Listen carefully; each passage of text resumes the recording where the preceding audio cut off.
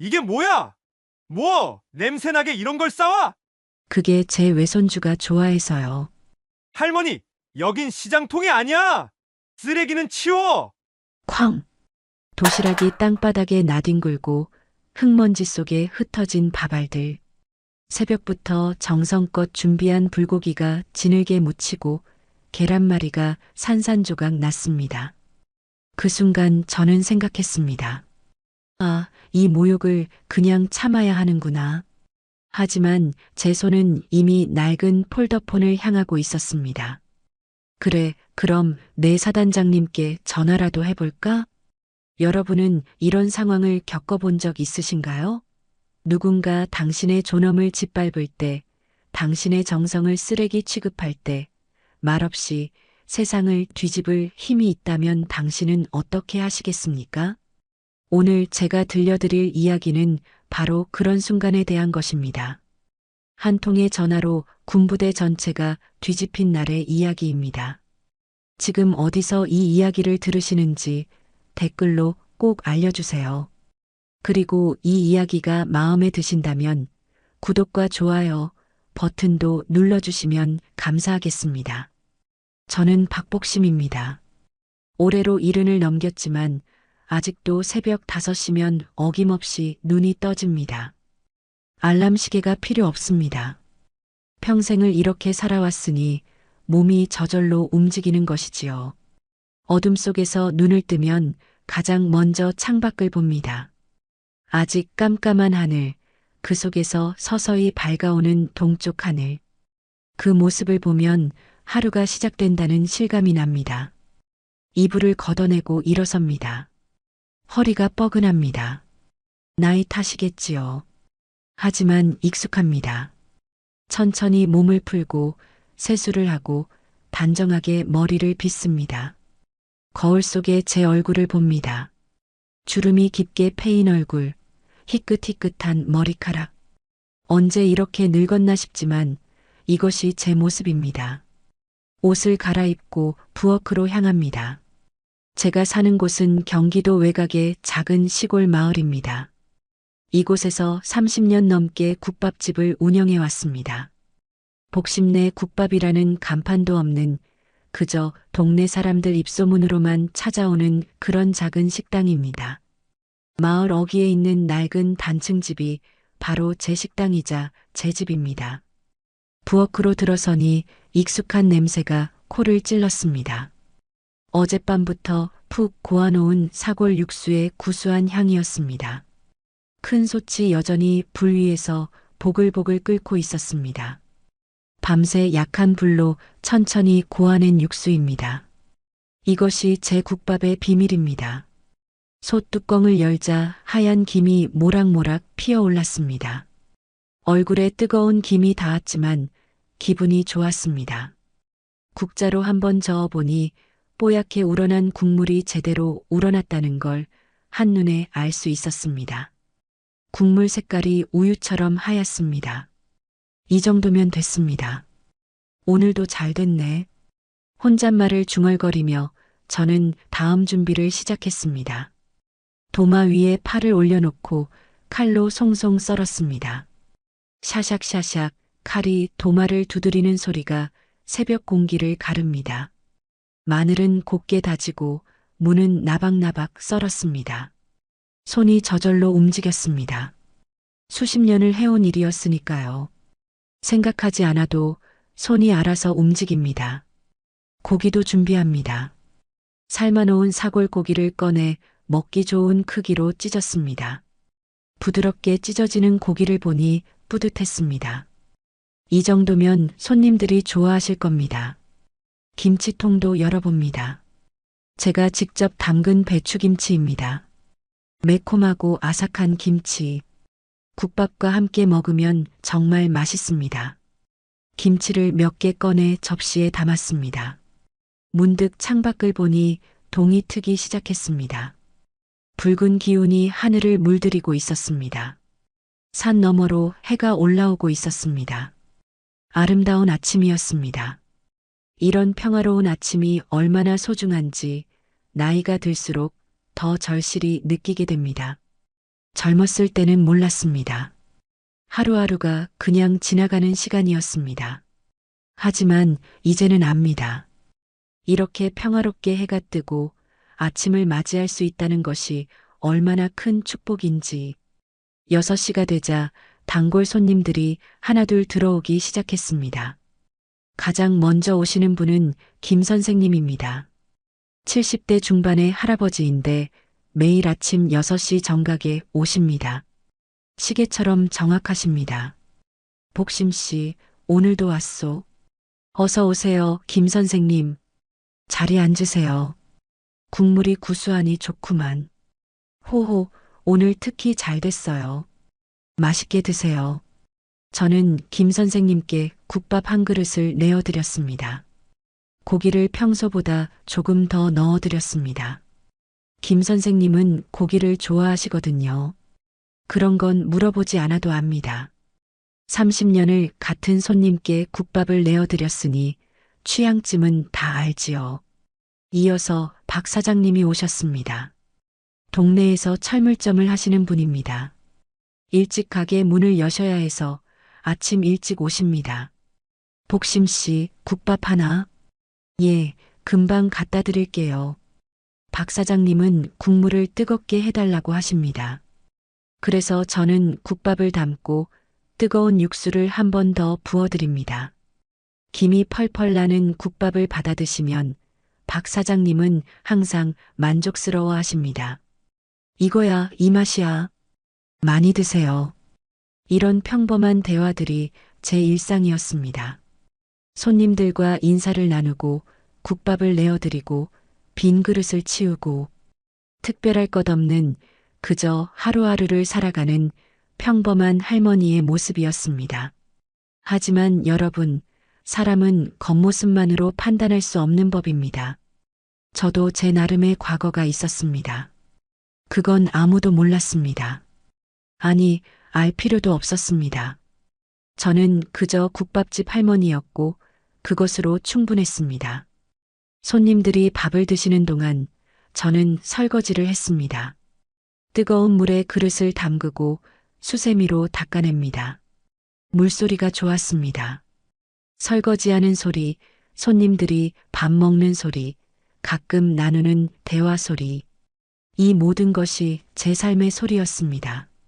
아침 장사를 마치고 나니 10시가 조금 넘었습니다. 마지막 손님이 나가시고 저는 식당 문을 닫았습니다. 이제 오늘의 진짜 일과를 시작할 시간이었습니다. 바로 외손주 김민수를 만나러 가는 것이었습니다. 민수는 제 외동딸의 아들입니다. 딸은 일찍 교통사고로 세상을 떠났습니다. 10년 전 일입니다. 아직도 그날을 생각하면 가슴이 미어집니다. 딸의 남편, 그러니까 민수의 아버지도 그 사고로 함께 떠났습니다. 그때 민수는 겨우 5살이었습니다. 그 후로 제가 민수를 키웠습니다. 쉽지 않았습니다. 이미 나이가 많았고 경제적으로도 넉넉하지 않았습니다. 하지만 민수는 제 마지막 혈육이었습니다. 딸이 남긴 유일한 선물이었습니다. 포기할 수 없었습니다.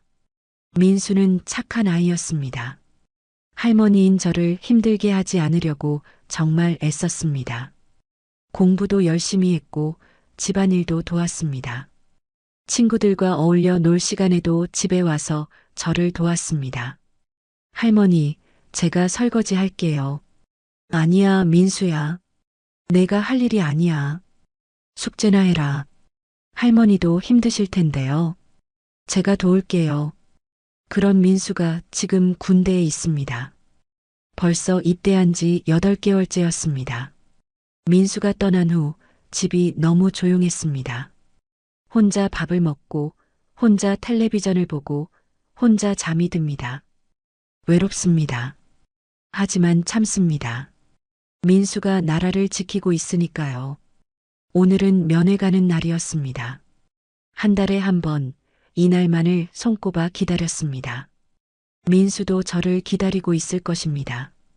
그 생각만으로도 가슴이 벅차올랐습니다. 면회를 가기 전 가장 중요한 일이 있었습니다. 바로 도시락을 싸는 것이었습니다. 군대 음식이 맛없다는 건 누구나 아는 사실입니다. 물론 민수는 한 번도 불평한 적이 없었습니다. 전화할 때마다 잘 먹고 있어요. 할머니라고만 말했습니다. 하지만 할머니인 제가 어찌 그걸 모르겠습니까? 민수의 목소리에서 느껴지는 그리움을, 집밥을 먹고 싶어 하는 마음을 말하지 않아도 다 알 수 있었습니다. 그래서 저는 매번 면회 갈 때마다 도시락을 준비합니다. 새벽부터 일어나 정성껏 만듭니다. 민수가 좋아하는 것들만 골라서 담습니다. 새벽부터 준비한 반찬들을 꺼냈습니다. 먼저 불고기였습니다.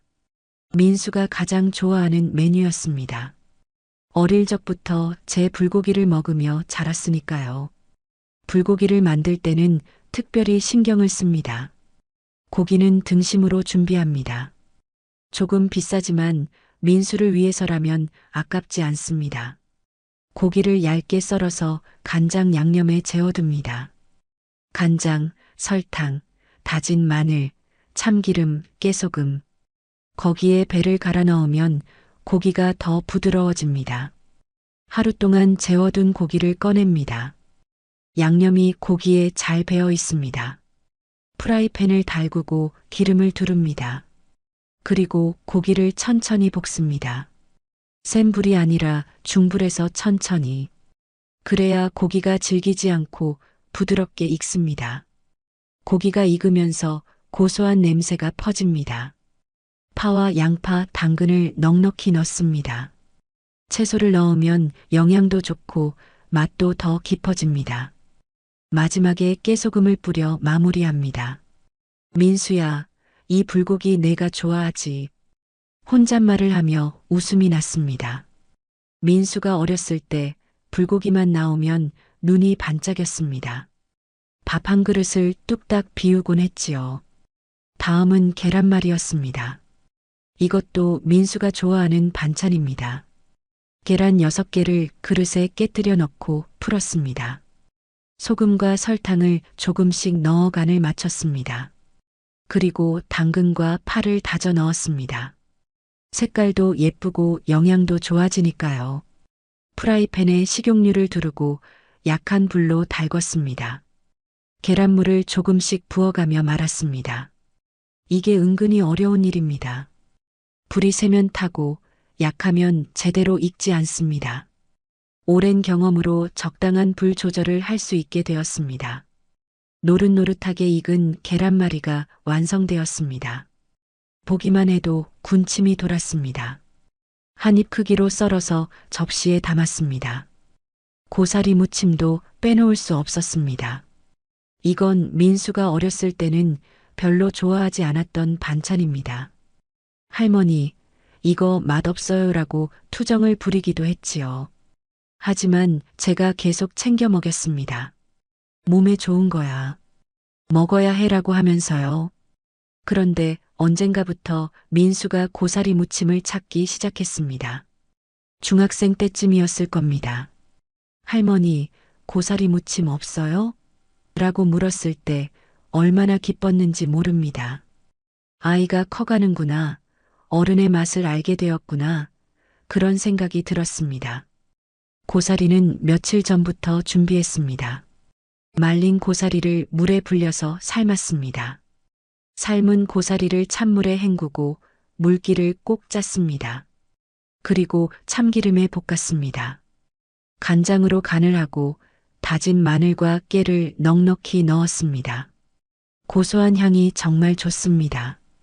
김치도 몇 개 담았습니다. 제가 직접 담근 배추김치였습니다. 제철 배추로 담갔습니다.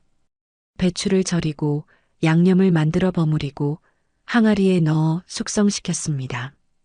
시간이 오래 걸리는 일이지만 그만한 가치가 있습니다. 아삭아삭한 식감과 알맞은 젓갈의 감칠맛이 일품이었습니다. 군대에서는 이런 맛있는 김치를 먹기 힘들다는 걸 알고 있었습니다. 그래서 꼭 챙겨 담아갑니다. 밥도 지었습니다. 쌀을 정성껏 씻어서 밥솥에 앉혔습니다. 물의 양도 정확하게 맞췄습니다. 너무 많으면 질고 적으면 퍼석합니다. 딱 알맞게 찰기 있는 쌀로 정성껏 지은 밥이었습니다. 밥솥에서 김이 나기 시작했습니다. 고소한 밥 냄새가 집안에 퍼졌습니다. 조금 뜸을 들이고 나서 뚜껑을 열었습니다. 하얗게 윤이 나는 밥이 보였습니다. 완벽했습니다. 모든 반찬을 다 준비하고 나니 벌써 11시가 넘어가고 있었습니다. 서둘러 도시락 용기에 담기 시작했습니다. 도시락 용기는 2층으로 된 것입니다. 밑층에는 밥을 담았습니다. 하얀 밥을 가득 담았습니다. 민수가 많이 먹었으면 좋겠다는 마음에 평소보다 더 많이 담았습니다. 위층에는 반찬들을 예쁘게 배치했습니다. 불고기를 한쪽에 놓고 계란말이를 그 옆에 놓았습니다. 고사리 무침도 담고 김치도 몇 조각 담았습니다.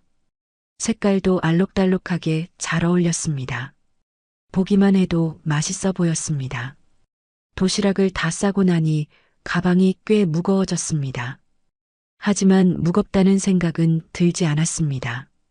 오히려 이 무게가 사랑의 무게처럼 느껴졌습니다. 이 안에 담긴 것은 음식만이 아니었습니다. 제 마음, 제 사랑, 제 기도가 모두 담겨 있었습니다. 민수야, 오늘은 할머니가 내가 제일 좋아하는 것들만 준비했단다. 맛있게 먹어야 해.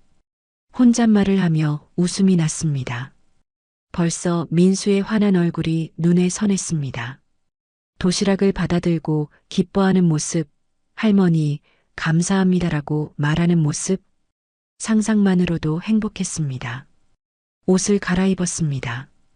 평소에 입던 편한 옷이 아니라 조금 단정한 옷을 골랐습니다.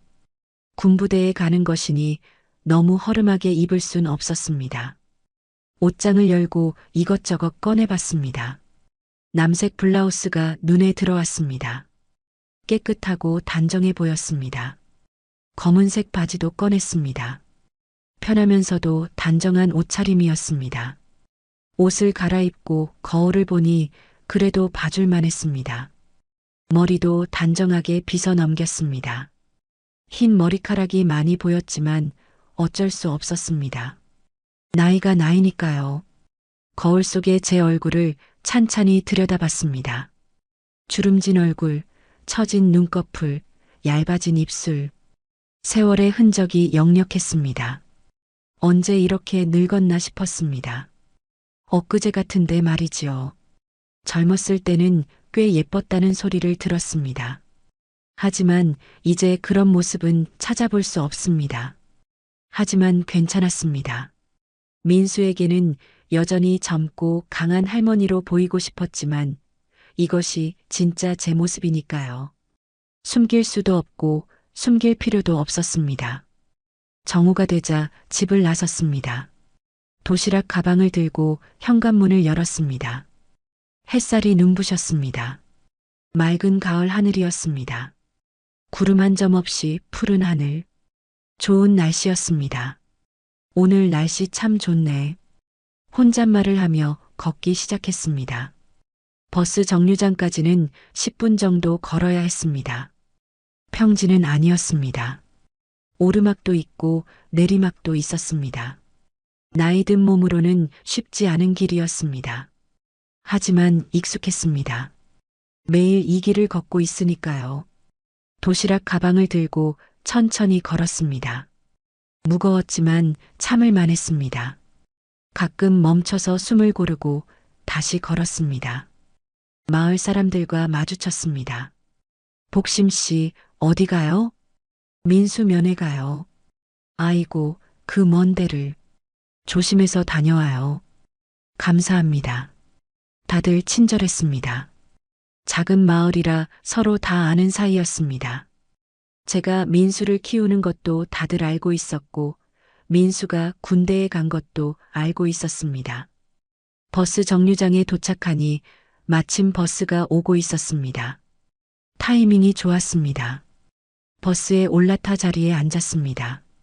도시락 가방을 무릎 위에 올려놓았습니다. 창밖 풍경을 보며 민수 생각에 잠겼습니다. 민수야, 할머니 간다. 조금만 기다려라. 버스는 시골길을 달렸습니다.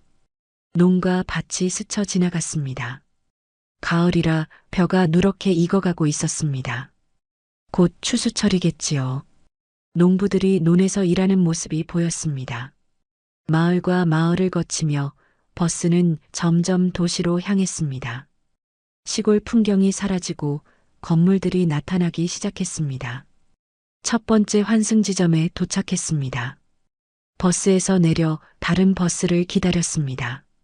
10분쯤 기다리니 버스가 왔습니다. 다시 버스에 올라탔습니다. 두 번째 환승, 세 번째 환승, 세 번의 환승 끝에 드디어 군부대 근처에 도착했습니다. 버스에서 내렸습니다. 주변을 둘러보니 낯선 풍경이었습니다. 큰 도로변에 버스 정류장이 있고 멀리 군부대가 보였습니다. 높은 철조망과 정문이 보였습니다. 정류장에서 부대까지는 또 걸어야 했습니다. 15분 정도 걸린다고 들었습니다. 다리가 아팠지만 참아야 했습니다. 민수를 만나기 위해서는 이 정도는 해야 했습니다. 천천히 걷기 시작했습니다. 도시락 가방이 점점 더 무겁게 느껴졌습니다. 팔이 저렸습니다. 잠깐 멈춰서 가방을 다른 손으로 바꿔들었습니다. 주변에는 다른 면회객들도 보였습니다. 대부분 젊은 어머니들, 아버지들이었습니다. 짐을 가득 들고 부대로 향하는 모습들, 모두 저와 같은 마음일 것입니다. 자식을 보고 싶은 마음. 드디어 부대 정문 앞에 도착했습니다. 부대 정문 앞에 섰을 때 저는 잠시 숨을 고르며 주변을 둘러봤습니다. 높은 철조망이 부대를 둘러싸고 있었습니다. 철조망 위에는 가시가 빼곡했습니다. 정문에는 무장한 경비병들이 서 있었습니다. 엄숙한 분위기였습니다. 면회객들이 줄을 서서 신분증을 확인받고 있었습니다. 저도 줄 맨 뒤에 섰습니다. 앞 사람들이 한 명씩 신분증을 내밀고 확인을 받고 들어갔습니다. 드디어 제 차례가 되었습니다. 신분증을 꺼내 경비병에게 건넸습니다. 면회 오셨습니까? 네, 외손주 김민수 면회 왔습니다. 경비병은 신분증을 자세히 확인했습니다. 그리고 컴퓨터에 뭔가를 입력했습니다. 잠시 기다리라는 손짓을 했습니다. 몇 분이 지났습니다. 경비병이 고개를 끄덕이며 면회 신청서를 건넸습니다. 여기 작성하시고 제출해 주세요. 네. 저는 신청서를 받아 옆 테이블로 갔습니다. 볼펜을 들고 칸을 하나하나 채워나갔습니다. 이름, 주민등록번호, 주소, 연락처, 면회자와의 관계, 외할머니라고 적었습니다. 다 작성하고 다시 제출했습니다. 경비병이 확인하고 출입증을 건넸습니다. 면회장은 저쪽입니다. 안내판을 따라가시면 됩니다. 감사합니다. 출입증을 목에 걸고 부대 안으로 들어갔습니다. 부대 안은 넓고 복잡했습니다. 여러 건물들이 늘어서 있었고 군인들이 분주히 움직이고 있었습니다. 이정표를 보며 면회장 방향으로 걸었습니다. 길은 꽤 멀었습니다. 부대가 생각보다 넓었습니다. 중간중간 쉬어가며 천천히 걸었습니다. 도시락 가방이 점점 더 무거워졌지만 곧 민수를 만난다는 생각에 힘이 났습니다. 드디어 면회장 건물이 보였습니다. 큰 건물이었습니다. 입구에는 면회장이라고 적힌 팻말이 붙어 있었습니다. 안으로 들어갔습니다. 넓은 홀이었습니다. 이미 많은 가족들이 와 있었습니다. 테이블마다 사람들이 앉아 있었습니다. 어머니들, 아버지들, 여자친구들, 모두 반가운 얼굴로 군인 가족을 기다리고 있었습니다.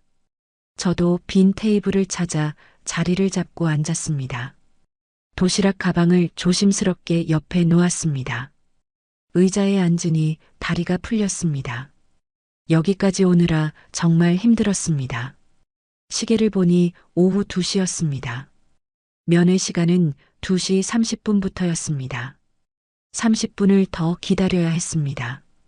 그 30분이 얼마나 길게 느껴지던지요. 시계를 몇 번이나 확인했습니다.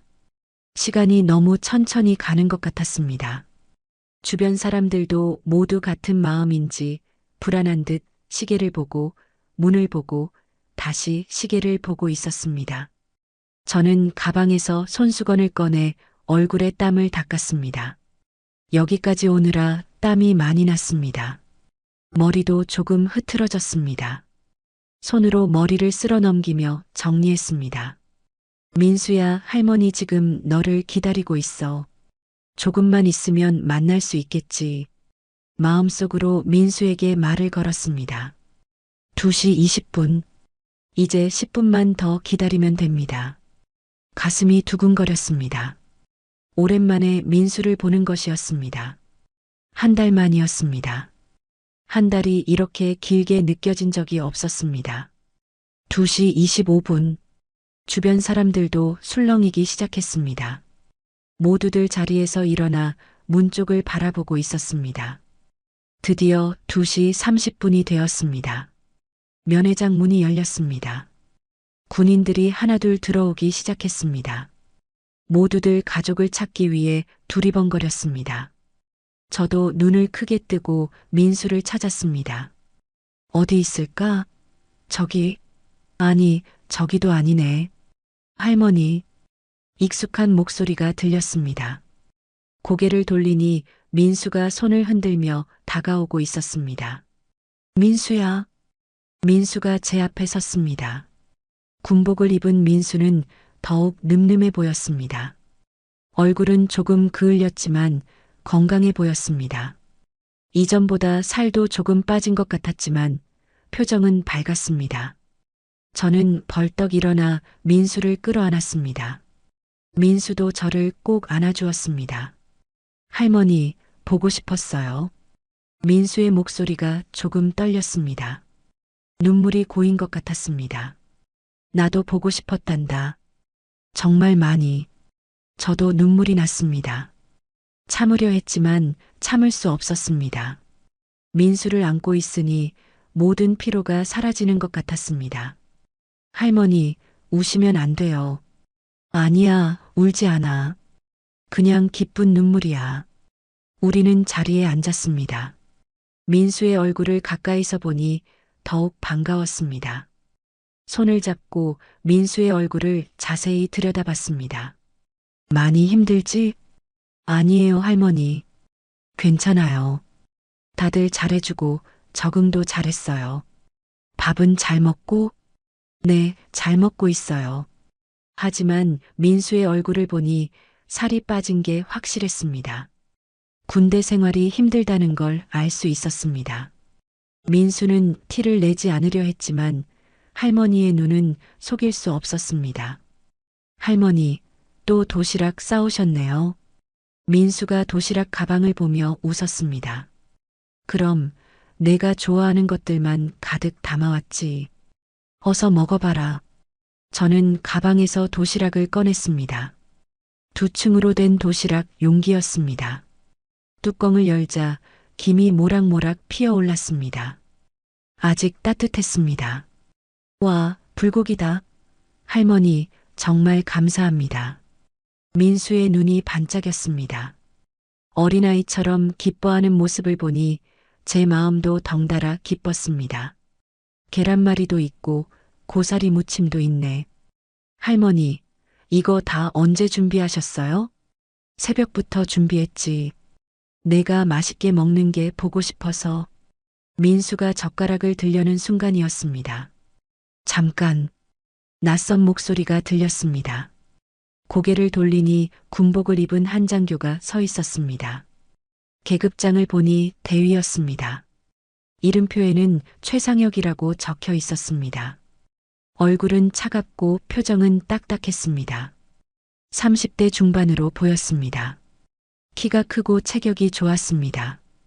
하지만 눈빛이 날카로웠습니다. 뭔가 불편한 느낌이 들었습니다. 뭔가요? 민수가 조심스럽게 물었습니다. 자세를 바로 하고 경계하는 모습이었습니다. 이거 뭡니까? 도시락입니까? 최상혁 대위가 저희 도시락을 내려다보며 물었습니다.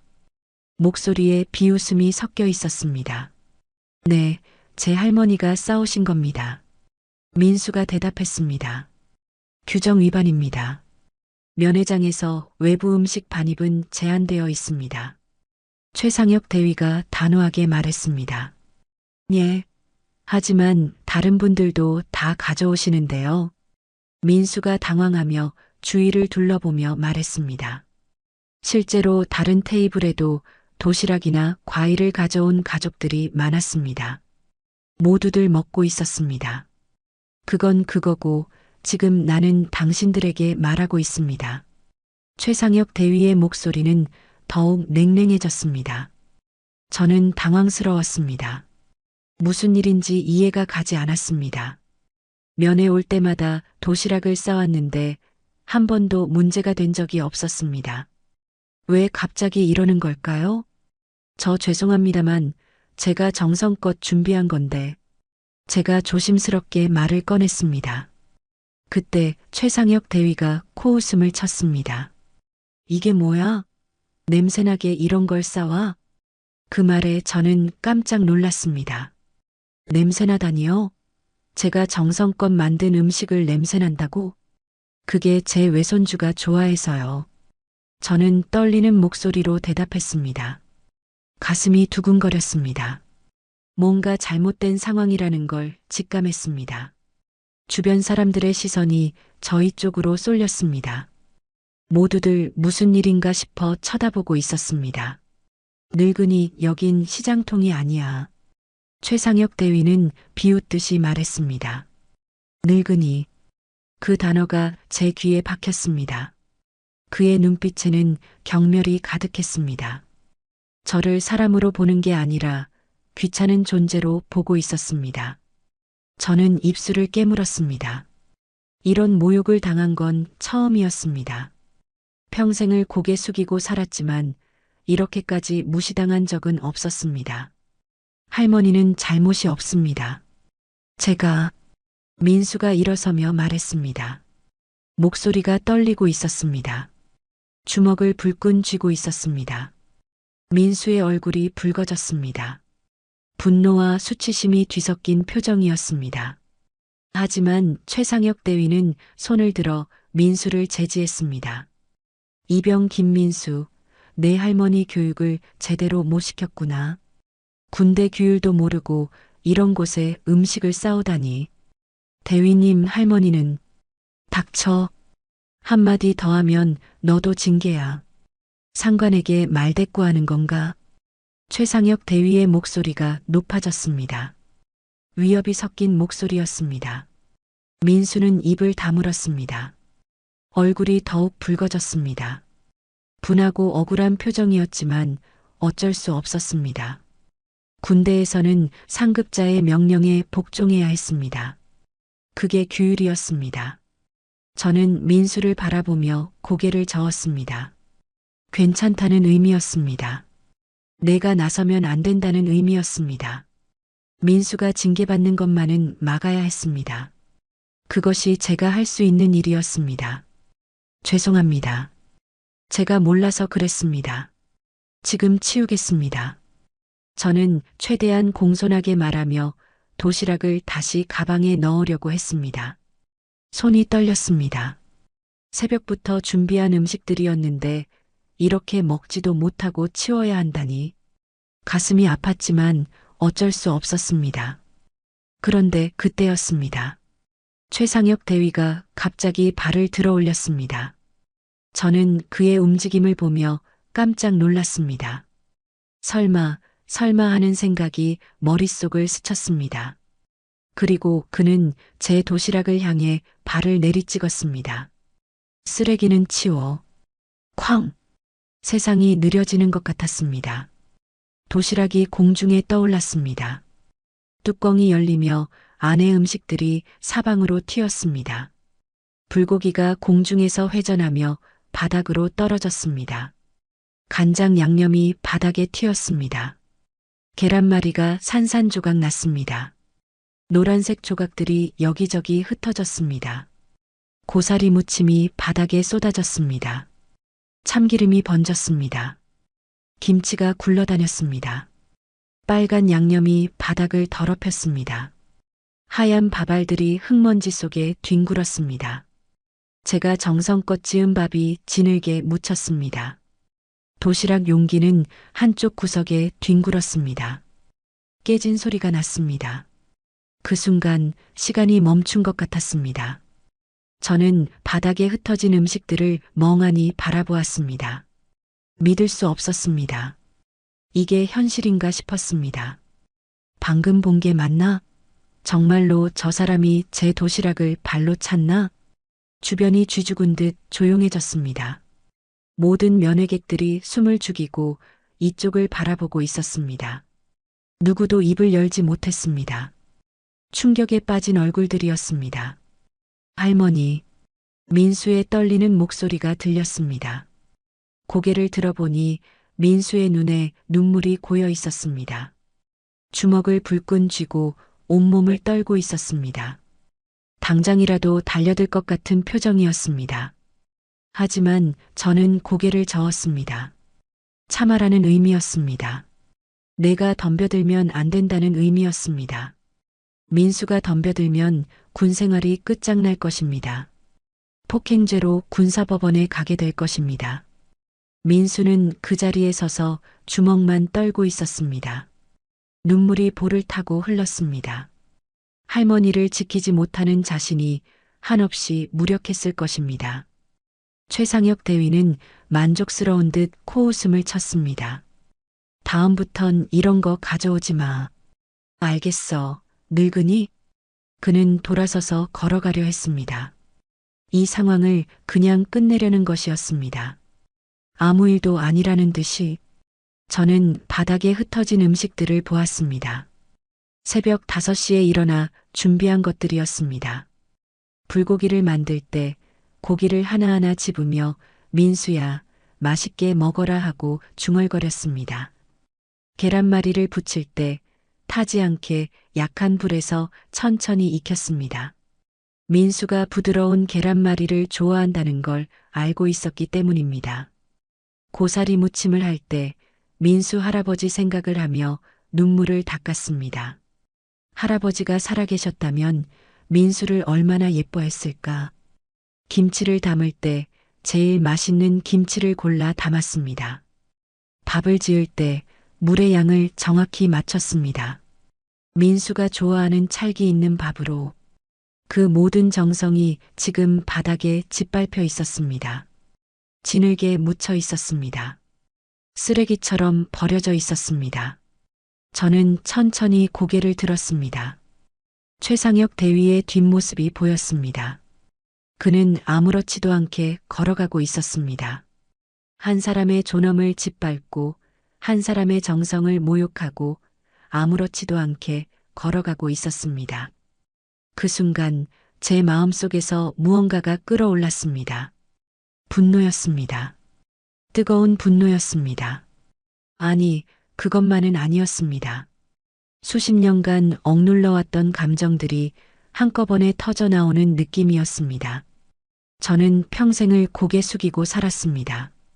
가난한 집안에서 태어나 배우지 못하고 일찍 시집가서 남편과 사별하고 딸을 잃고 외손주를 키우며 고생했습니다. 누구에게도 대들지 않았습니다. 항상 참고 견뎠습니다. 힘든 일이 있어도 웃으며 넘겼습니다. 그게 제 삶이었습니다. 하지만 이 순간만큼은 참을 수 없었습니다. 제 존엄이 짓밟혔습니다. 제 정성이 모욕당했습니다. 그리고 무엇보다 제 사랑하는 손주 앞에서 이런 수모를 당했습니다. 민수가 보는 앞에서 할머니가 이렇게 무시당하는 모습을 보여줬습니다. 아니었습니다. 이건 아니었습니다. 저는 가방에서 낡은 폴더폰을 꺼냈습니다. 손이 떨렸습니다. 하지만 단호했습니다. 민수가 놀란 표정으로 저를 바라보았습니다. 할머니 뭐 하세요? 저는 민수를 향해 미소를 지었습니다. 안심시키는 미소였습니다. 괜찮다. 할머니를 믿어라는 의미였습니다. 그리고 전화기의 단축키 첫 번째 버튼을 눌렀습니다. 따르릉, 따르릉. 신호음이 울렸습니다. 한 번, 두 번, 세 번. 주변 사람들이 수군거리기 시작했습니다. 저 할머니, 누구한테 전화하는 거야? 설마 항해 전화? 대위한테 당하고 가만히 있을 리 없지. 최상혁 대위도 멈춰섰습니다. 뒤를 돌아보며 비웃었습니다. 뭐 하는 거야, 할망구? 누구한테 고자질이라도 하려고? 저는 대답하지 않았습니다. 그저 전화 신호음을 기다렸습니다. 여보세요? 드디어 전화가 연결되었습니다. 익숙한 목소리였습니다. 나이 든 남자의 목소리였습니다. 조금 쉰 목소리지만 여전히 힘이 있는 목소리였습니다. 나 박복심이요. 아, 박 여사님, 오랜만입니다. 어쩐 일이십니까? 이태성 씨의 목소리가 반가워했습니다. 이태성 씨, 잘 지내셨소? 예, 덕분에 잘 지내고 있습니다. 그런데 무슨 일이십니까?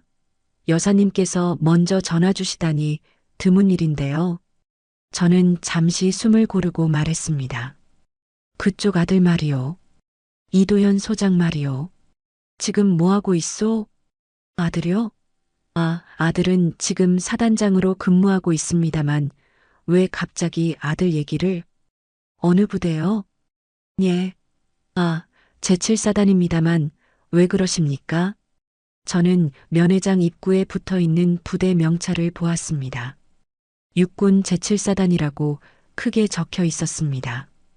그 아들이 지휘하는 부대 앞에 내가 지금 있소. 예. 거기 계십니까? 무슨 일이십니까? 이태성 씨의 목소리가 당황스러워졌습니다. 별일 아니오.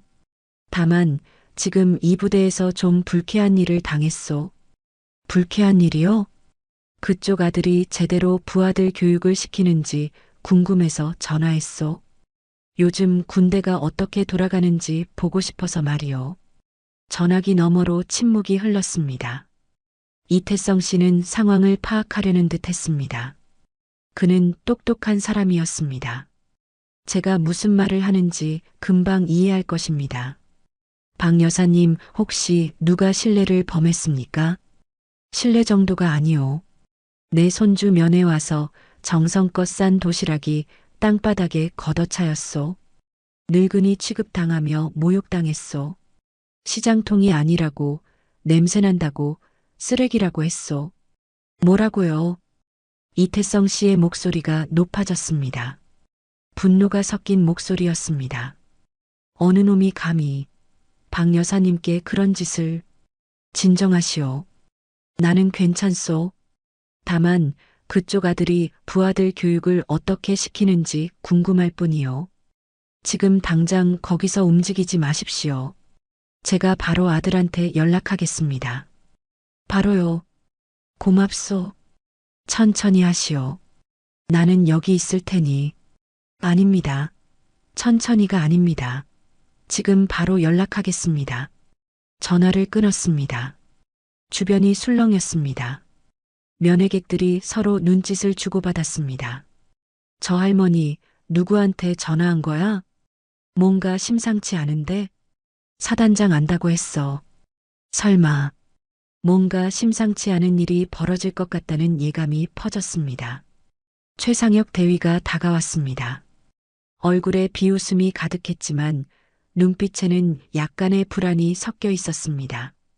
뭐야, 누구한테 일렀어? 국회의원? 아니면 인권위원회? 늙은이가 무서운 줄 모르고. 저는 조용히 대답했습니다. 그쪽 사단장님한테요. 뭐? 최상혁 대위의 얼굴이 굳었습니다. 사단장님을 알아? 말도 안 돼. 거짓말하지 마. 허세 부리는 거지? 곧 알게 될 거요. 저는 자리에 앉았습니다. 그리고 바닥에 흩어진 도시락을 조용히 치우기 시작했습니다. 민수가 얼른 다가와 도왔습니다. 할머니, 정말 사단장님을 아세요? 민수가 작은 목소리로 물었습니다. 믿기지 않는다는 표정이었습니다. 아, 오래전 인연이 있단다. 어떤 인연이요? 나중에 얘기해 주마. 지금은 기다려라. 저는 도시락을 다 치우고 가방에 넣었습니다. 손에 묻은 양념을 손수건으로 닦았습니다. 그리고 조용히 앉아서 기다렸습니다. 최상혁 대위는 불안한 표정으로 왔다 갔다 했습니다. 무전기를 만지작거렸습니다. 뭔가 이상하다는 걸 느끼는 듯 했습니다. 하지만 아직은 믿지 않는 것 같았습니다. 설마 저 할머니가 정말로 사단장을 알까? 불가능하다고 생각하는 것 같았습니다. 시간이 흘렀습니다. 5분, 10분. 면회장은 다시 소란스러워졌습니다. 사람들이 각자의 대화를 계속했지만 가끔씩 저희 쪽을 쳐다봤습니다. 무슨 일이 벌어질지 궁금해하는 눈빛이었습니다. 15분이 지났습니다. 그때였습니다. 부대 안에서 갑자기 소란이 일었습니다. 비상, 전원 정렬. 무슨 일이야? 모르겠어. 사단장님이 오신대. 뭐? 사단장님이? 왜? 군인들이 분주히 움직이기 시작했습니다. 복도에서 뛰어가는 발소리가 들렸습니다. 무전기에서 계속 명령이 내려왔습니다. 면회장도 술렁였습니다. 사람들이 무슨 일인가 싶어 서로 얘기를 나눴습니다. 최상혁 대위의 얼굴이 창백해졌습니다. 땀이 이마에 맺히기 시작했습니다. 사이렌 소리가 울렸습니다. 부대 전체에 긴급 신호가 내려진 것이었습니다. 이런 사이렌은 중요한 일이 있을 때만 울립니다. 헌병대가 면회장으로 뛰어왔습니다. 6명의 헌병이 빠르게 들어와 상황을 정리하기 시작했습니다. 전원 자리에 앉아주십시오. 긴급 상황입니다.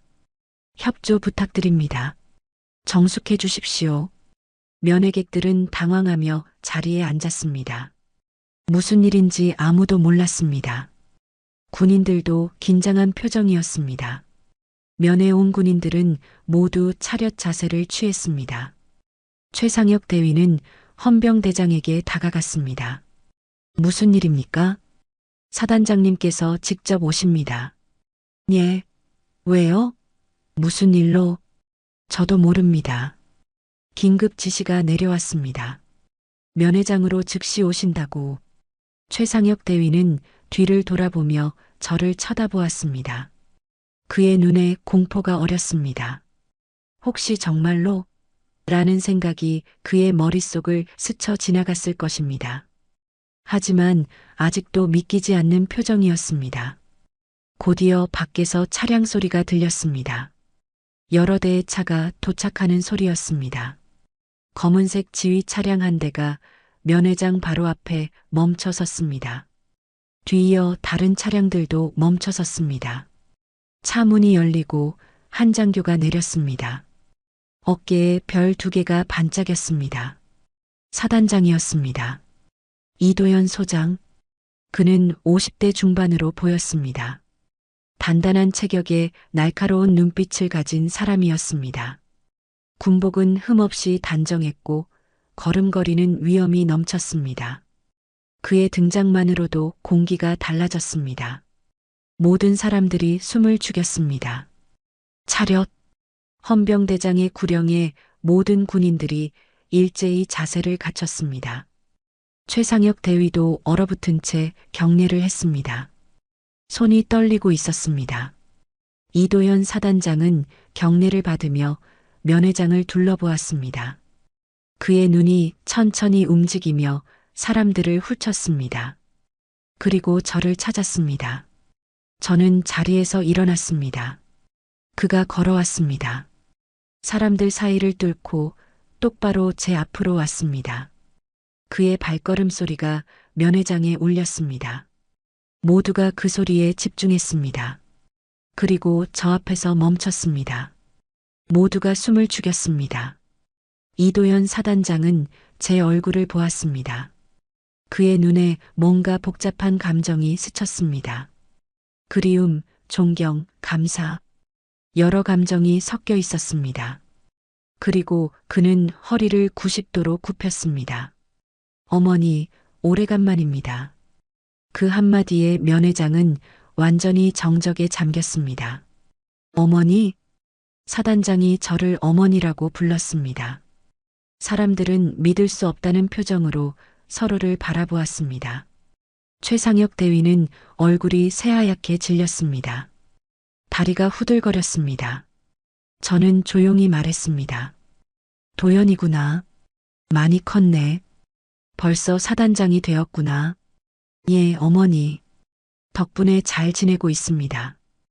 이도현 사단장은 여전히 고개를 숙인 채였습니다. 저는 그의 어깨를 가볍게 두드렸습니다. 고개 들어라. 이제 큰 별 단 사람이 되었는데 늙은이한테 그렇게까지 하지 않아도 된다. 아닙니다. 어머니께서 계신 곳이 바로 제가 고개 숙여야 할 곳입니다. 아버지께서 늘 말씀하셨습니다. 박 여사님은 우리 가족의 은인이시라고. 이도현 사단장은 그제야 고개를 들었습니다. 그의 눈에는 진심 어린 존경이 담겨 있었습니다. 그리고 그는 주변을 돌아보았습니다. 바닥에 아직 남아있는 음식 자국들이 보였습니다. 양념이 번진 자국, 밥알들, 깨진 도시락, 용기 조각. 무슨 일이 있었습니까? 그의 목소리는 차가웠습니다. 온도가 영하로 떨어진 것 같았습니다. 저는 잠시 망설였습니다. 하지만 민수를 생각하며 입을 열었습니다. 별일 아니야. 그냥 도시락을 싸왔는데 규정에 맞지 않는다고 해서. 규정? 이도현 사단장의 눈빛이 날카로워졌습니다. 그는 헌병대장을 불렀습니다. 상황을 보고해. 지금 즉시. 예, 보고드리겠습니다. 헌병대장은 빠르게 주변 사람들에게 상황을 확인했습니다. 면회객들이 조금씩 증언하기 시작했습니다. 대위가 할머니 도시락을 발로 찼어요. 늙은이라고 모욕했습니다. 시장통이 아니라고. 정말 심했어요. 할머니가 얼마나 당황하셨는지. 도시락이 바닥에 다 쏟아졌어요. 불쌍해서 못 봤어요. 증언들이 쏟아졌습니다. 사람들이 본 것을 하나하나 말했습니다. 최상혁 대위는 식은땀을 흘리며 서 있었습니다. 헌병대장이 보고를 마쳤습니다.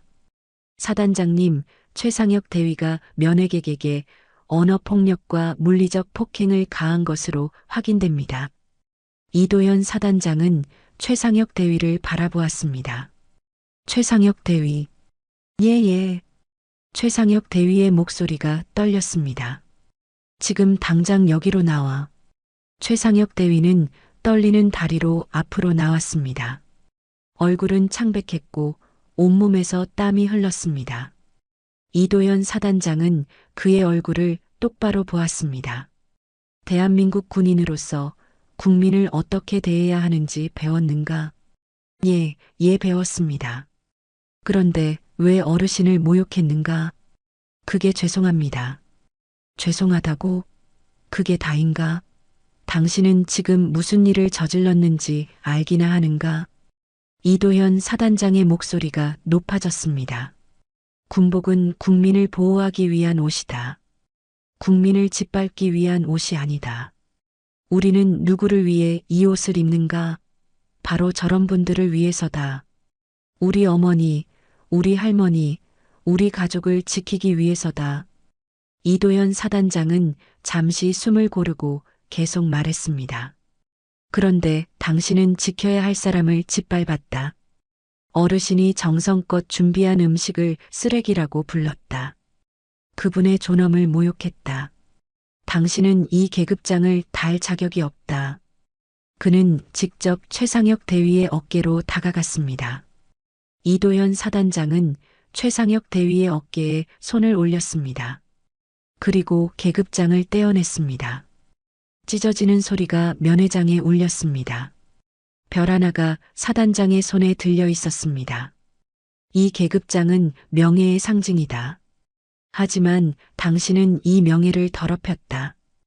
이도현 사단장은 계급장을 바닥에 던졌습니다. 최상혁 대위는 무릎을 꿇었습니다. 사단장님 죄송합니다. 용서해 주십시오. 나한테 사과하지 마. 저 어르신께 사과해. 최상혁 대위는 기어서 제 앞으로 왔습니다. 그리고 땅에 이마를 박았습니다. 할머니, 정말 죄송합니다. 제가 잘못했습니다. 용서해 주십시오. 저는 그를 내려다보았습니다. 가엾었습니다. 젊은이가 한순간의 오만함으로 인생이 망가질 수도 있다는 생각이 들었습니다. 그도 누군가의 아들이고 누군가의 가족일 것입니다. 일어나거라. 할머니, 일어나라고 했다. 최상혁 대위는 고개를 들었습니다. 눈물이 그의 뺨을 타고 흘렀습니다.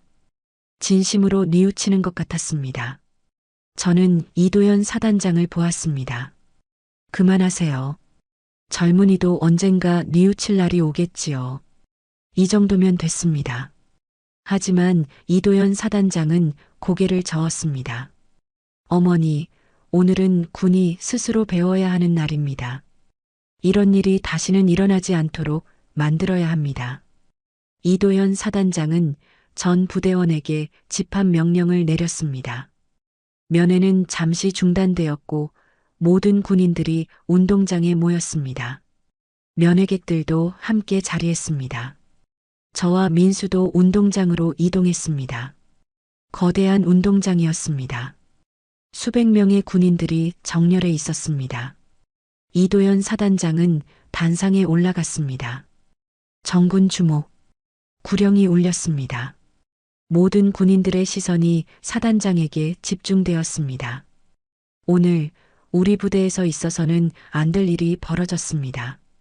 이도현 사단장의 목소리는 운동장 전체에 울려 퍼졌습니다. 확성기 없이도 모든 사람에게 들릴 정도로 큰 목소리였습니다. 한 대위가 면회 온 어르신을 모욕했습니다. 정성껏 준비한 도시락을 발로 걷어찼고 늙은이라고 비하했습니다. 이것이 대한민국 군인의 모습입니까? 정적이 흘렀습니다. 대답하십시오.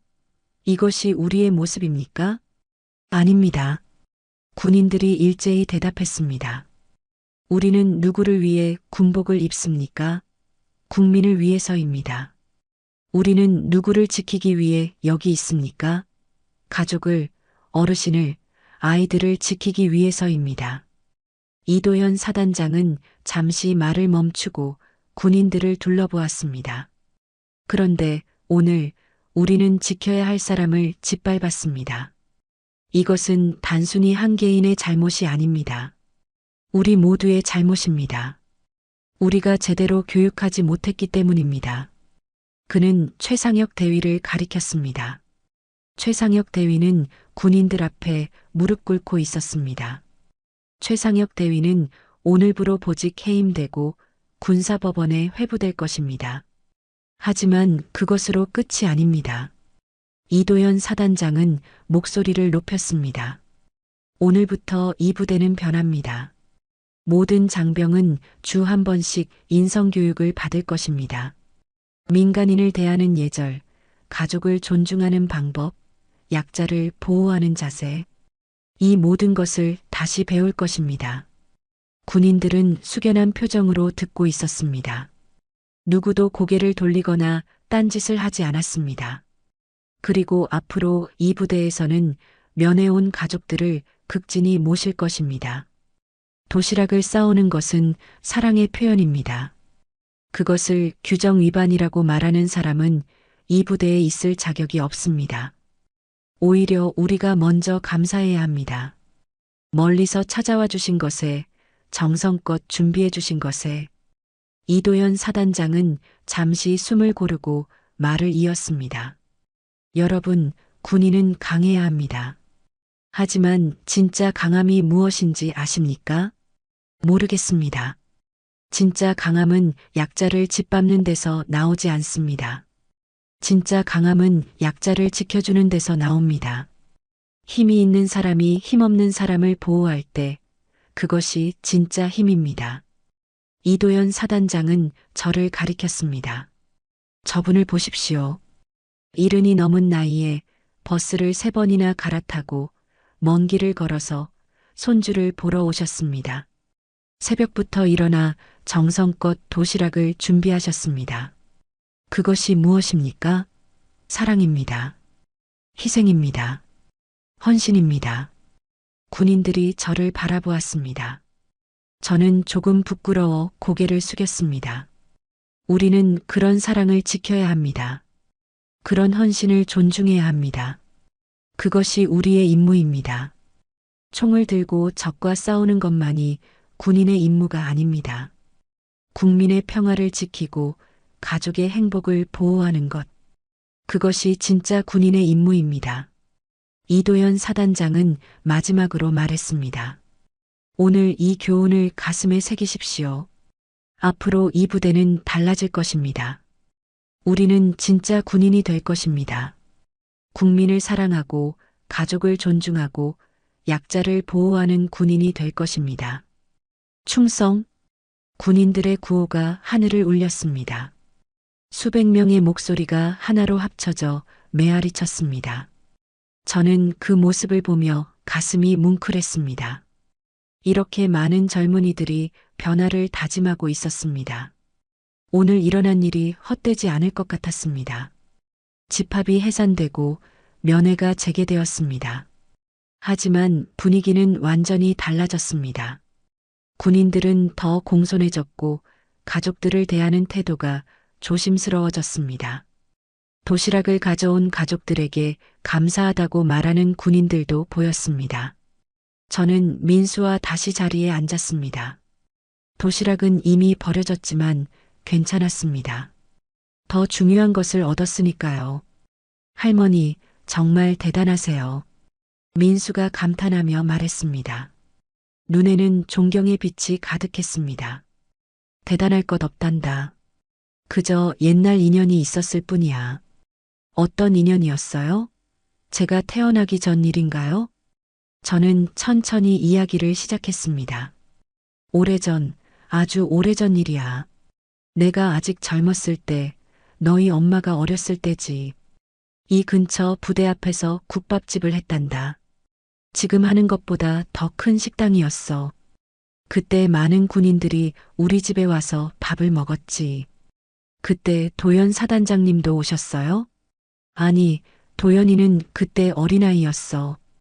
도연이 아버지, 이태성 씨가 우리 단골이었지. 저는 옛 기억을 떠올렸습니다. 그때가 30년 전쯤이었을 겁니다. 저는 지금보다 훨씬 젊었고, 딸도 살아있었고, 삶은 지금보다 조금 더 희망적이었습니다. 이태성 씨는 부사관이었습니다. 가난한 집안 출신으로 군대에 들어와 열심히 일했습니다. 월급이 적어서 늘 끼니를 거르곤 했습니다. 제복은 낡았고 얼굴은 수척했습니다. 저는 그런 이태성 씨가 안쓰러워 자주 공짜로 밥을 주었습니다. 국밥 한 그릇이 그에게는 하루의 유일한 제대로 된 식사였을 것입니다. 박 여사님, 죄송합니다. 돈이 없어서. 괜찮아요. 군인들은 나라를 지키는 사람들이잖아요. 제대로 먹어야지. 이 은혜 꼭 갚겠습니다. 은혜는 무슨. 그냥 잘 먹고 나라 지켜요. 그렇게 몇 년이 흘렀습니다. 이태성 씨는 제대하고 저는 식당을 접고 다른 곳으로 이사했습니다. 그 후로 수십 년이 흘렀습니다. 서로 연락이 끊겼습니다. 하지만 이태성 씨는 저를 잊지 않았습니다. 몇 년 전 이태성 씨가 저를 찾아왔습니다. 늙은 모습이었지만 여전히 반가웠습니다. 박 여사님, 저 기억하십니까? 이태성입니다. 아이고, 이씨, 어떻게 저를 찾았어요? 오래 걸렸습니다. 여기저기 수소문해서 겨우 찾았습니다. 우리는 오랜만에 이야기꽃을 피웠습니다. 이태성 씨는 제대 후 열심히 일해서 가정을 꾸렸고 아들을 키웠다고 했습니다. 그때 주신 밥 덕분에 제가 잘 살았습니다. 굶어 죽을 뻔했는데 여사님 덕분에 버텼습니다. 뭘 그런 걸 가지고 제 아들이 군인이 되었습니다. 지금 사단장까지 올라갔습니다. 모두 여사님 덕분입니다. 여사님께서 저를 살려주셨기에 제 아들이 있는 겁니다. 호호, 그건 내 아들이 잘해서지. 내가 뭘 했다고. 아닙니다. 여사님께서 저에게 베풀어 주신 선함을 제가 아들에게 가르쳤습니다. 남을 도우며 살라고, 선하게 살라고. 그래서 제 아들이 바른 군인이 되었습니다. 그날 이태성 씨는 전화번호를 남겼습니다. 혹시 도움이 필요하시면 언제든 연락하십시오. 제 아들도 기꺼이 도울 것입니다. 저는 그 번호를 폴더폰 단축키 첫 번째에 저장했습니다. 쓸 일이 있을까 싶었지만 그래도 저장해뒀습니다. 그리고 오늘 그 번호를 누르게 된 것입니다. 그런 인연이 있었구나. 민수가 감동한 표정으로 말했습니다. 그래. 세상은 참 묘하단다. 선하게 살면 언젠가 그 선함이 돌아오는 법이야. 내가 30년 전에 국밥 한 그릇을 나눴는데 그것이 오늘 이렇게 돌아왔어. 할머니는 정말 대단하세요. 저도 할머니처럼 살고 싶어요. 호호, 그냥 평범하게 살았을 뿐이야. 다만 남에게 해를 끼치지 않으려 했고 도울 수 있을 때 도우려 했지. 우리는 한동안 이야기를 나눴습니다. 도시락은 없었지만 함께 있다는 것만으로도 행복했습니다. 면회 시간이 끝나갈 무렵 이도현 사단장이 다시 찾아왔습니다.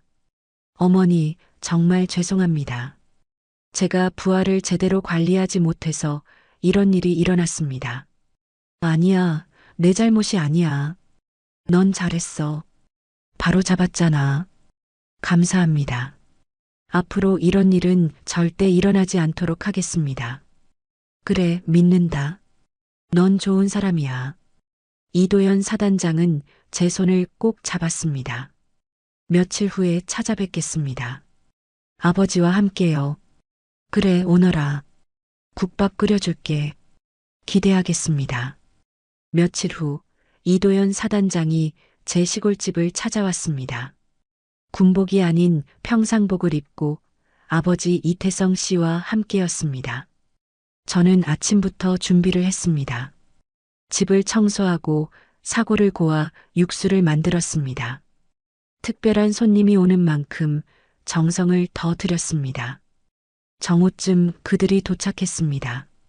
차에서 내린 두 사람은 정중하게 인사했습니다. 어머니, 찾아뵙습니다. 어서 오너라. 들어와. 저는 두 사람을 안으로 모셨습니다. 작고 낡은 집이었지만 정갈하게 정리되어 있었습니다. 거실에는 오래된 가구들이 있었지만 깨끗했습니다. 앉아라. 국밥 끓여줄게. 어머니, 저희가 오히려 뭘 사드려야 하는데. 됐어. 내가 해줄게. 옛날 맛 그대로 해줄 테니 기대해라. 저는 부엌으로 가서 국밥을 준비했습니다. 새벽부터 고아놓은 사골 육수가 뽀얗게 우러나 있었습니다.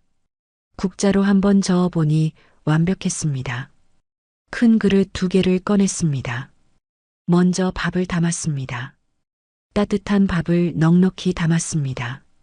그 위에 삶아놓은 사골 고기를 얹었습니다. 부드럽게 찢어진 고기가 밥 위에 수북이 쌓였습니다. 그리고 뜨거운 육수를 부었습니다. 하얀 육수가 그릇에 가득 찼습니다. 김이 모락모락 피어올랐습니다.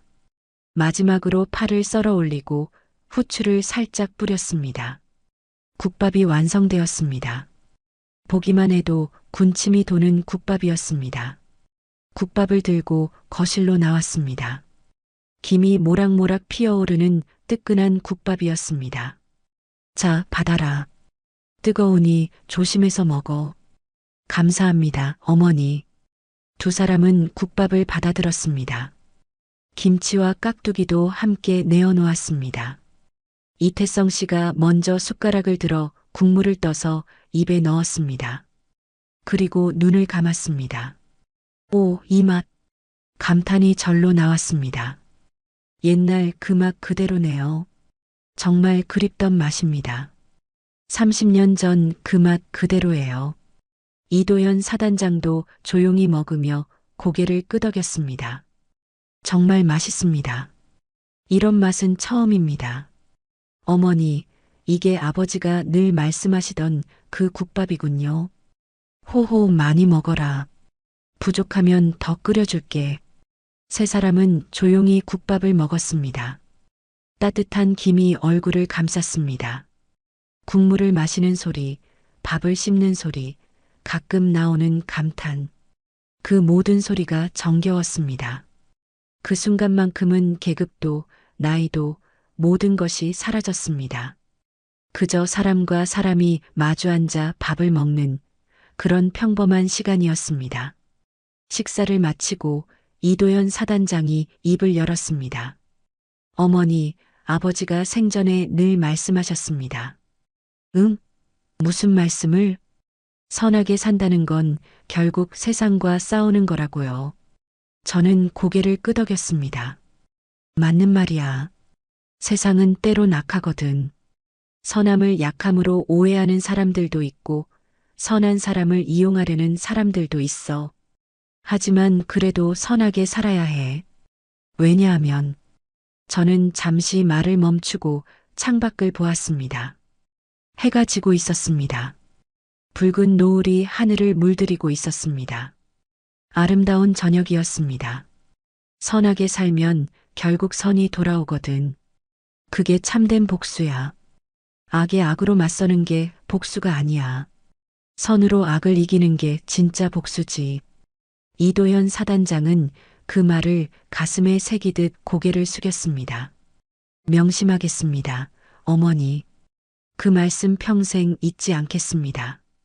너는 이미 잘하고 있어. 그날 내가 보여준 모습, 그게 진짜 군인의 모습이야. 약자를 지키고 정의를 실천하는 것. 그게 바로 힘 있는 사람이 해야 할 일이지. 부끄럽습니다. 제 부하가 그런 일을 저질렀으니 내 잘못이 아니야. 사람은 누구나 실수를 해. 중요한 건 그 실수를 어떻게 바로잡느냐야. 너는 바로잡았어. 그걸로 충분해. 저는 차를 따라주며 말했습니다. 세상엔 두 종류의 힘이 있단다. 하나는 남을 짓밟는 힘이고 다른 하나는 남을 일으켜 세우는 힘이야. 너는 후자의 힘을 가진 사람이야. 그 힘을 잘 사용해라. 이도현 사단장의 눈에 눈물이 고였습니다. 감사합니다, 어머니. 그 말씀 평생 잊지 않겠습니다. 저도 어머니처럼 선한 영향력을 끼치는 사람이 되겠습니다. 이태성 씨도 말했습니다. 박 여사님, 제가 군 생활할 때 가장 힘들었던 건 배고픔이 아니었습니다. 존중받지 못한다는 느낌이었습니다. 가난하다고, 배우지 못했다고 사람들이 저를 무시했습니다. 이태성 씨의 목소리가 떨렸습니다. 하지만 여사님은 달랐습니다. 저를 사람으로 대해주셨습니다. 군인으로 존중해 주셨습니다. 그 경험이 제 인생을 바꿨습니다. 저도 남을 존중하며 살아야겠다고 다짐했습니다. 그리고 제 아들에게도 그렇게 가르쳤습니다. 호호, 당연한 거 아니겠어요. 사람은 사람으로 대해야지. 계급이나 돈으로 사람을 판단하면 안 돼요. 해가 완전히 졌습니다. 밤이 찾아왔습니다. 하지만 집안은 따뜻했습니다. 이태성 씨와 이도현 사단장은 밤늦게까지 머물렀습니다. 옛날 이야기를 나누고 웃고 때론 눈물도 흘렸습니다. 이태성 씨는 군 생활 시절 이야기를 들려줬습니다. 얼마나 힘들었는지, 그때 국밥 한 그릇이 얼마나 귀했는지. 이도현 사단장은 아버지에게 배운 가르침을 이야기했습니다. 어떻게 군인이 되었는지, 어떤 마음으로 부하들을 대하는지. 저는 그들의 이야기를 들으며 흐뭇했습니다. 제가 한 작은 선행이 이렇게 큰 영향을 끼쳤다니. 세상은 정말 놀라웠습니다. 어머니, 한 가지 부탁이 있습니다. 이도현 사단장이 말했습니다. 뭐냐? 저희 부대 군인들에게 한 말씀 해주실 수 있으십니까? 인생에 대해서, 선함에 대해서. 군인들이 어머니 같은 분의 이야기를 들으면 많이 배울 것 같습니다. 내가 군인들한테 무슨 말을 하겠니? 아닙니다. 어머니의 이야기야말로 진짜 교육입니다. 교과서보다 훨씬 값진 교육입니다. 저는 잠시 고민했습니다. 그리고 고개를 끄덕였습니다. 그래, 할 수 있다면 하지. 감사합니다, 어머니. 그들이 떠날 때 저는 현관까지 배웅했습니다. 조심해서 가거라. 밤길 조심하고. 예, 어머니. 또 찾아뵙겠습니다. 그래. 언제든 오너라. 국밥 끓여줄게. 다음엔 민수도 데려오겠습니다. 호호, 그래. 우리 민수도 보고 싶구나. 차가 떠나는 걸 보며 저는 혼잣말을 했습니다. 고맙다, 세상아. 내가 선하게 살길 잘했구나. 정말 잘했어. 밤하늘에는 별이 빛나고 있었습니다. 수많은 별들이 반짝이고 있었습니다. 그 별들을 보며 생각했습니다. 딸아, 내 아들 잘 크고 있어. 할머니가 잘 키우고 있단다. 걱정하지 마. 그 후로 제 삶은 크게 달라지지 않았습니다. 여전히 새벽에 일어나 국밥을 끓이고 손님을 맞이하고 하루하루를 살아갑니다. 하지만 한 가지 달라진 게 있다면 이제는 더 많은 사람들이 제 식당을 찾아온다는 것입니다. 소문이 퍼진 것이지요. 선한 할머니의 국밥집이라고요. 신문에도 나고 텔레비전에도 나왔습니다. 부끄러웠지만 감사했습니다. 복심 씨 신문에 나온 거 봤어요. 대단하시더라고요. 아이고, 뭘 대단해요. 그냥 할 말을 했을 뿐인데. 아니에요. 요즘 세상에 그렇게 당당하게 목소리 내는 어르신 드물어요. 사람들은 제게 존경의 눈빛을 보냈습니다. 저는 그저 부끄러웠습니다. 저는 특별한 일을 한 게 아니었으니까요.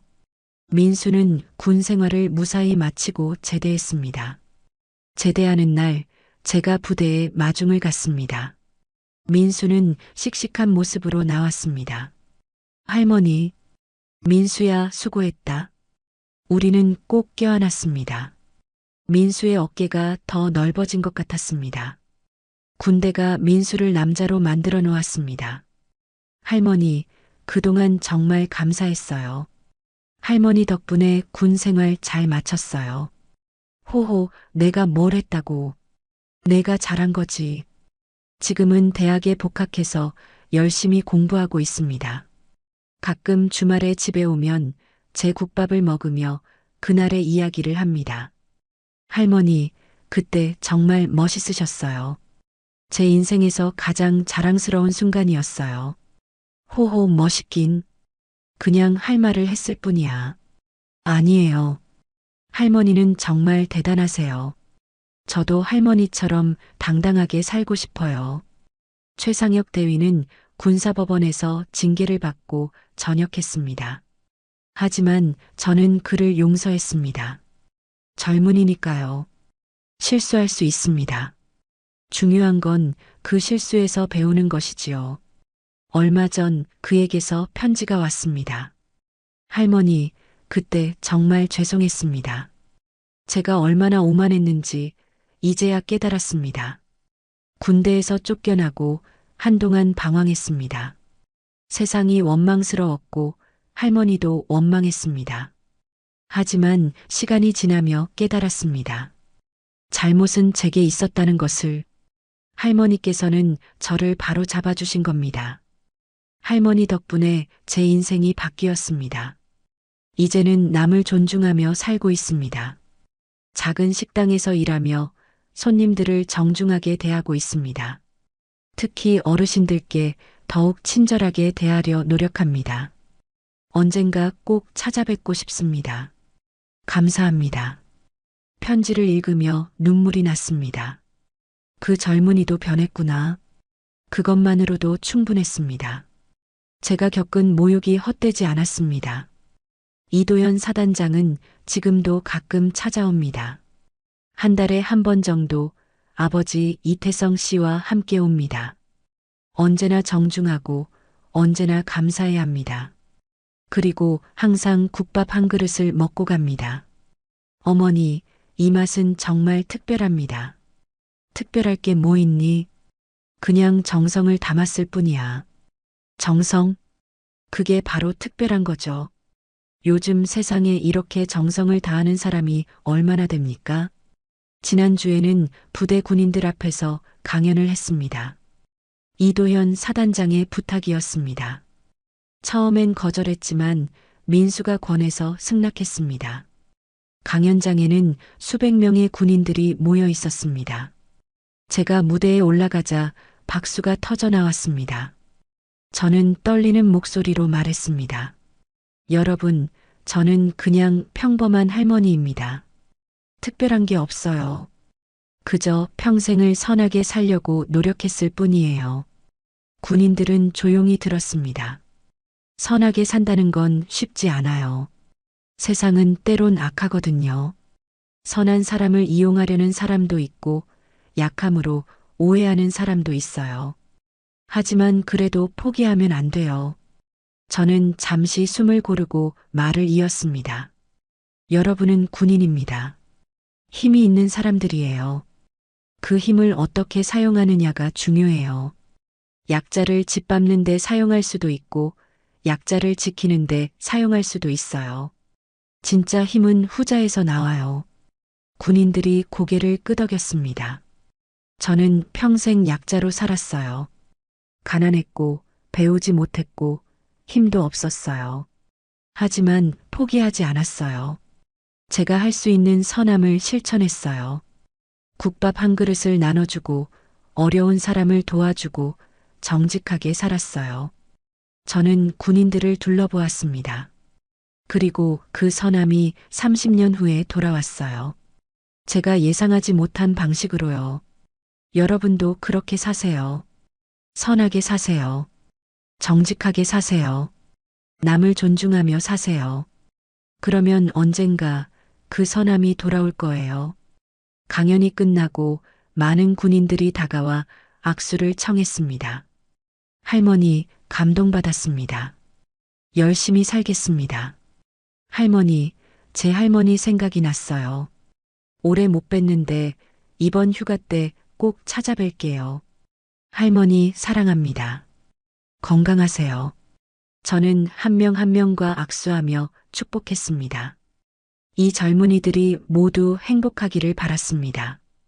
여러분, 저는 이 이야기를 통해 한 가지를 말하고 싶습니다. 세상은 때론 불공평합니다. 힘 있는 사람이 약한 사람을 짓밟기도 합니다. 정의가 패배하는 것처럼 보일 때도 있습니다. 그럴 때 우리는 절망하기 쉽습니다. 하지만 포기하지 마세요. 선하게 사세요. 정직하게 사세요. 남을 도우며 사세요. 그러면 언젠가 그 선함이 돌아옵니다. 예상치 못한 순간에 예상치 못한 방식으로. 그것이 바로 인생의 아름다움입니다. 저는 오늘도 국밥을 끓입니다. 사골을 고아 하얀 국물을 만들고 파를 썰고 마늘을 다집니다. 그리고 생각합니다. 오늘도 누군가의 하루가 따뜻해지길. 창밖으로 아침 해가 떠오릅니다. 새로운 하루가 시작됩니다. 저는 미소를 지으며 다시 국자를 듭니다. 여러분도 오늘 하루 따뜻하게 보내시길 바랍니다. 그리고 기억하세요. 진짜 힘은 약자를 지켜주는 데서 나온다는 것을, 선함은 결코 약함이 아니라는 것을, 그리고 선하게 산 삶은 결국 아름다운 이야기가 된다는 것을, 평생을 국밥 한 그릇으로 살아온 할머니의 이야기가 이렇게 많은 사람들에게 전해질 줄 몰랐습니다. 하지만 기쁩니다. 제 이야기가 누군가에게 힘이 되고 용기가 되고 희망이 된다면 그것만으로 충분합니다. 여러분, 오늘의 이야기는 여기까지입니다. 1시간 동안 함께 해주셔서 정말 감사합니다. 이 이야기가 여러분의 마음에 작은 울림이 되었기를 바랍니다. 혹시 비슷한 경험이 있으시거나 이 이야기에 대한 생각이 있으시다면 댓글로 나눠주세요. 여러분의 이야기가 궁금합니다. 오늘 이야기를 들으시면서 어떤 감정을 느끼셨나요? 분노를 느끼셨나요? 통쾌함을 느끼셨나요? 아니면 감동을 받으셨나요? 여러분의 솔직한 감상을 댓글로 남겨주세요. 그리고 이 채널이 마음에 드셨다면 구독과 좋아요 부탁드립니다. 여러분의 작은 관심이 더 좋은 이야기를 만드는 힘이 됩니다. 알림 설정까지 해주시면 새로운 이야기가 올라올 때마다 가장 먼저 보실 수 있습니다. 다음에도 더 감동적이고 더 의미 있는 이야기로 찾아뵙겠습니다. 여러분이 듣고 싶은 이야기가 있다면 댓글로 제안해 주세요. 여러분의 이야기를 기다리고 있습니다. 건강하시고 행복하세요.